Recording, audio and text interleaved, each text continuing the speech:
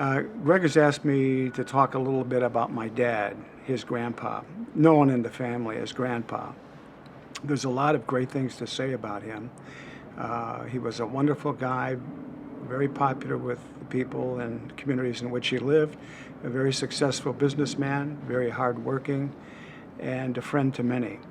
But there's another side, and that's the side I thought I'd talk about, and that's the eccentricities. I can honestly say that my dad was the most eccentric person I have ever met. And I took the time to jot down a few of these because I didn't want to forget them, but it's just a few of many. Let me just start with, well, let's take eating. In his later years, Dad started going on various mono diets. And I remember, for example, when he went on a macaroni and cheese diet, and he would eat absolutely nothing else. At the same time, people would give him gifts of candy or fruits or what have you. All of those items he hid under his bed. And occasionally, he would look at what he had under his bed, and of course, over time, it had all spoiled, gradually. So he just threw it away. But he always felt that when he came out of the macaroni and cheese, that he would turn to candy and fruit and what have you. Okay, that's just the eating eccentricity. Then we had his conspiratorial side. He loved, for example, to smoke cigars. But that was absolutely forbidden in the house, and it was something that he shouldn't have done and something that drove my mom crazy. So he would gather the grandchildren and go to the backyard, which was pretty extensive, and he would take the kids out to what he called the jungle, what everybody called the jungle, and smoke his cigars and swear the kids to secrecy, that we all have this secret that we can keep from Grandma. Another one, he had an unbelievable fear of heights. And this at different times caused some embarrassment to me and I think to my sister Carol. The time that I remember the best, he took us and two of my friends to Riverview Park in Chicago. And he and Carol went up on the Ferris wheel. And as you know, they stop to load somebody to fill all the seats as they're going around before they make the full circles. He got to the top, and they stopped as they were loading somebody, and my friends and I were looking up there, and suddenly we heard a shriek, "Help, help, you've got a sick man up here." And it was my dad actually shrieking like a banshee, asking to be taken down. So everybody, of course, turned to that, and my friends were kind of laughing and also looking, and a little bit of horror that this was happening to me. Anyway, I couldn't stand it, and I had to walk away, and I hid behind a post so I wouldn't be seen with him as he and Carol exited. That was the heights.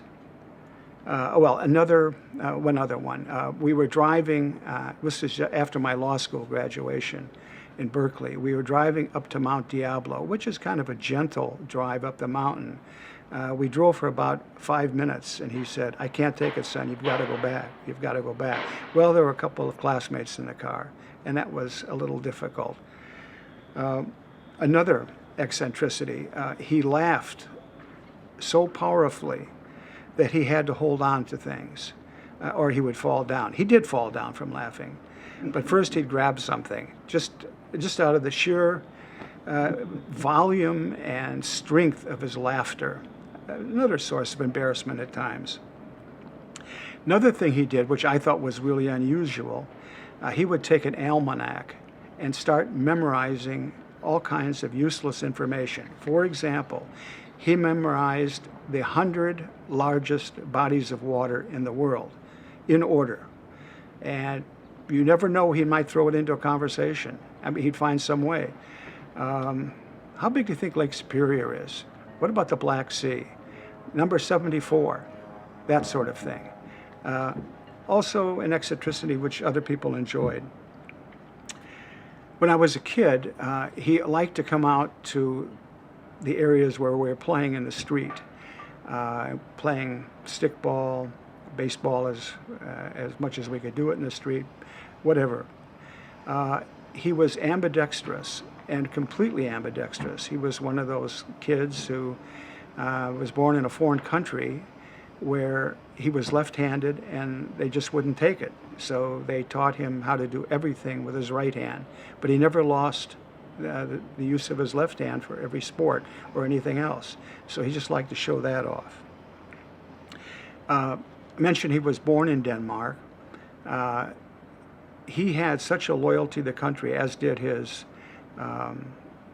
siblings, that very often, if anything Danish was being served at dinner, for example, it would be "Det er godt, det er dansk," or "Det er dejligt, det er dansk," which means it's good, it's Danish. So my sister and I grew up thinking, well, if it's Danish, it must be good. And that was a constant thing. And then one last one. I don't want to suggest he wasn't a patriotic American. We did something that I've never heard of any other family doing. No matter what we were doing, if we were in a room, we could be sitting, talking, we could be listening to the radio, whatever it was. Whenever they played the Star-Spangled Banner, we all had to stand at attention and put our hands over our hearts. Now, Denmark and the United States, that was it for my dad. And that is the most eccentric man I've ever met.